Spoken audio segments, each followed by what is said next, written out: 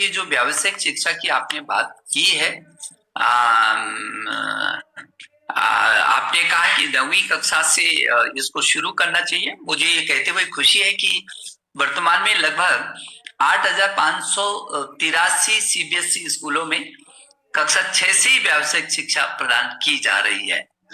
और आपको तो मालूम है कि जो नई शिक्षा नीति में हम लाए हैं, वो कक्षा 6 से ही वोकेशनल स्ट्रीम के साथ, ये इंटर्नशिप के साथ, जो आपने कहा ना कि उद्योगों के साथ और उसके साथ जुड़ना चाहिए व्यावसायिक शिक्षा, बिल्कुल सही सुझाव है आपका।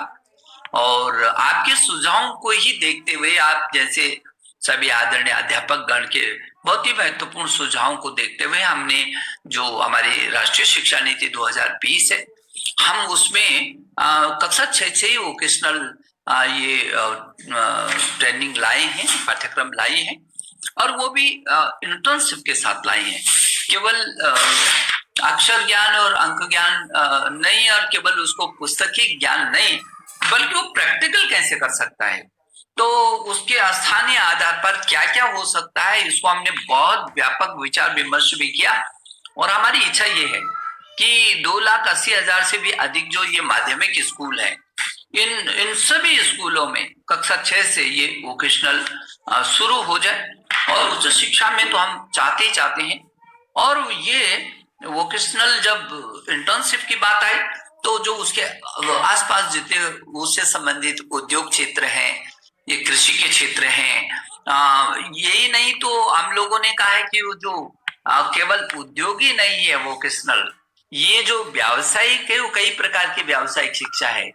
जैसे लोक विद्या है, भारत में विकसित महत्वपूर्ण व्यावसायिक ज्ञान, अब इसमें शिक्षा है, स्वास्थ्य है, पर्यावरण है, प्राचीन भारत का जो ज्ञान और आधुनिक भारत में इसका योगदान। जो प्राचीन भारत का ज्ञान है वो बहुत विशद ज्ञान है, आप तो जानते ही हैं, लेकिन उस ज्ञान का वर्तमान में उस का उपयोग क्या हो सकता है, तो प्राचीन भारत का ज्ञान और वर्तमान में उसका योगदान, ये दोनों को जोड़ा हमने।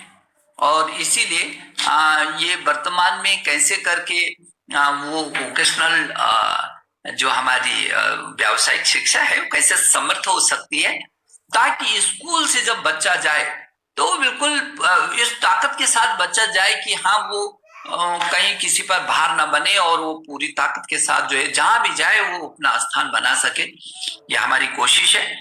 लेकिन आपने जो प्रश्न किया, बहुत अच्छा प्रश्न किया, और हम ऐसे ही करेंगे। आपको ये भी मैं बताते हुए मुझे खुशी होती है कि या शायद दुनिया का हम पहला देश होंगे जिसमें हम स्कूली शिक्षा से आर्टिफिशियल इंटेलिजेंस ला रहे हैं। दुनिया का पहला देश होगा भारत। यह हमारी नई शिक्षा नीति की खूबसूरती भी है। हमारा बच्चा जब स्कूली शिक्षा से आर्टिफिशियल इंटेलिजेंस में प्रवेश करेगा, जो अभी आईआईटी में जाकर के उसको प्राप्त होता है, तो निश्चित वो बहुत सामर्थ्यवान बनेगा। और हम इसको, जो आपकी चिंता है और आपकी तरह हजारों लाखों अध्यापक गण की और अभिभावक गण की चिंता है, वो बिल्कुल जायज है। हम इसका रास्ता निकालेंगे। जी जी, राधिका जी जालंधर से, पंजाब से राधिका जी, आप कह रहे हैं कि शिक्षकों को सैद्धांतिक पहलू से परे स्कूलों में योग्यता आधारित शिक्षा के कार्यान्वयन के विषय में बारे में पर्याप्त प्रशिक्षण दिया जाना चाहिए। तो राधिका जी, बहुत धन्यवाद आपका। और आपने भी बहुत ऐसे महत्वपूर्ण पहलू को छेड़ा है जिसकी बहुत जरूरत है। और आपने कहा कि केवल सैद्धांतिक नहीं, बल्कि व्यावहारिक पक्ष कैसे स्कूल में योग्यता के आधार पर उसको क्रियान्वयन में प्रशिक्षण दिया जाना चाहिए। और बिल्कुल सही है कि अध्यापक को वो केवल सैद्धांतिक ही नहीं, बल्कि व्यावहारिक प्रशिक्षण भी इसका होना चाहिए।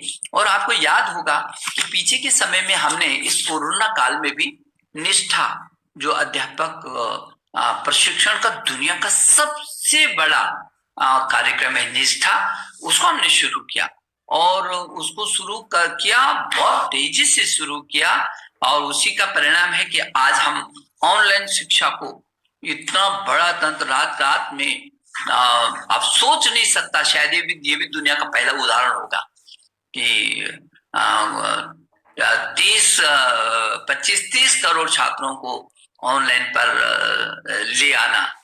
तो हम लोग कोशिश ये कर रहे हैं कि जो विशेष क्षमता का कैसे निर्माण हो सकता है अध्यापक का, और जो निष्ठा है उस निष्ठा में ये ऑनलाइन क्षमता को ऑनलाइन के माध्यम से क्षमता कैसे बढ़ सकती है। हम लोग अभी तो क्योंकि परिस्थितियां हैं तो ऑनलाइन में भी पूरी कोशिश कर रहे हैं कि व्यावहारिक दृष्टि से सिद्धांत और व्यवहार दोनों यदि मिलते नहीं है, जुड़ते नहीं है, तो बेकार हो जाती है बातें। और इसलिए वो सिद्धांत वैसे भी सामान्यतः है कि यदि कोई सिद्धांत जो जमीन पर न उतर सके वो सिद्धांत बेकार हो जाता है, उस समय भी बर्बाद करता है, मन को भी खराब करता है और निर्माण से भी आउट हो जाता है। तो इसलिए जो सिद्धांत है वो व्यवहार के साथ जुड़ना बहुत जरूरी है। हमारी कोशिश है कि हम उसी बात को बोलें, उसी बात को करें जो व्यवहारिक जीवन में नीचे उतार सकने का सामर्थ्य जिसमें हो सके और बच्चा उसको प्राप्त कर सके, छात्र उसको तत्काल प्राप्त कर सके। इसलिए जहाँ सुविधाएं हो वहां ऑनलाइन कक्षाएं शुरू करने के लिए भी शिक्षकों की क्षमता का हम लोग विकास कर रहे हैं। और सीबीएसई ने, मुझे खुशी है कि सीबीएसई ने 4,80,000 शिक्षकों को अप्रैल से सितंबर 2020 के दौरान ऐसे ही प्रशिक्षित किया, और केबीएस ने 15,855 ऐसे अपने अध्यापकों को किया, और जेएनवी ने 9,085 शिक्षकों को पूरे भारतवर्ष में प्रशिक्षित किया। और एनबीएस द्वारा शिक्षकों को ऑनलाइन मूल्यांकन का भी प्रशिक्षण दिया गया है। तो मुझे लगता है कि जिस तरीके से संस्थानों के द्वारा और एनसीईआरटी के माध्यम से हमने ये प्रशिक्षण सुनिश्चित किया भिन्न भिन्न उसमें, तो निश्चित रूप में जो आपने कहा कि केवल सैद्धांतिक पहलू से परे बल्कि सैद्धांतिक पहलुओं के साथ जोड़ करके उस सिद्धांत को व्यवहार के रूप में कैसे परिवर्तित हो सकता है, इसके लिए राधिका जी हमने कोशिश की है। और भी आपका कोई सुझाव हो, आप निष्ठा में भी आप थोड़ा सा कुछ सुझाव दीजिए, आपको लगता हो कि इन परिस्थितियों में और ये हो सकता है, तो आपके सुझावों का मैं सम्मान करूंगा और मुझे खुशी होगी कि आप और भी सुझाव देंगे। धन्यवाद राधिका जी। पश्चिम बंगाल से कोलकाता से मृदुला जी, पुस्तक ज्ञान को व्यावहारिक जीवन के प्रसंगों से जोड़कर रोचक और प्रभावी बनाया जा सकता है, इसके लिए मंत्रालय द्वारा क्या कदम उठाया जा रहा है। धन्यवाद मृदुला जी, आप पश्चिम बंगाल कोलकाता से बोल रही हैं और आपने कहा है कि जो पुस्तक का ज्ञान है व्यावहारिक जीवन के प्रसंगों से जोड़ करके कैसे रोचक बनाया जा सकता है। ये बात बिल्कुल सही है, क्योंकि यदि वो पुस्तक का जो ज्ञान जो हम दे रहे हैं यदि उसको रोचक नहीं बना पाए हम, तो छात्र के अंदर तक हम प्रवेश नहीं कर सकते। और मैं समझ सकता हूं कि छात्र के अंदर प्रवेश करने के लिए उसी की भाषा में उन्हीं परिस्थितियों में वो क्या समझ सकता है, उसके अंदर प्रवेश करना ही होगा। तो वो विभिन्न प्रसंगों को जोड़ करके उसकी जल्दी समझ में आता है। और जो वर्तमान की जो शिक्षा है वो उस पर जोर देती है। अभी तक हमारी शिक्षा केवल यही थी जो आप कह रहे हैं कि उसको जो पुस्तक ज्ञान है केवल पुस्तक ज्ञान तो हो जाता था लेकिन व्यावहारिक ज्ञान नहीं हो जाता था। उसके लिए जब मैदान में जाता था तो वो बहुत ज्यादा काम नहीं आ पाता था जो पुस्तक का ज्ञान है, क्योंकि व्यावहारिक दृश्य वो जीरो रहता था, शून्य रहता था।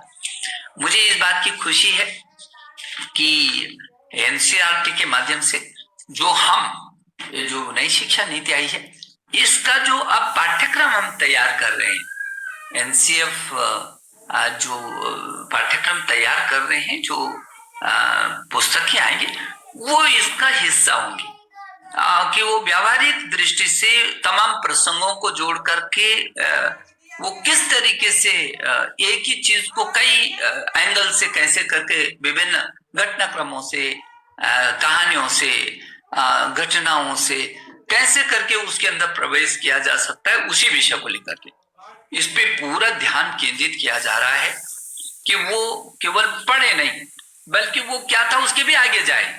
जो घटना घट रही जो है वो उसके आगे क्या हो सकता था, क्या होना चाहिए, वो एक कदम आगे जाकर के उसके मन में विचार आए, वो अपने को सामर्थ्य को बाहर निकाल सके। तो इसलिए ये कोशिश है। और विशेषज्ञ स्कूल शिक्षा के लिए एक प्रक्रिया भी हम लोगों ने शुरू की है, और एक कमेटी का भी हम लोगों ने गठन किया है, जो एक रिपोर्ट तो दिसंबर अभी 2020 में एक रिपोर्ट हमारे पास आएगी।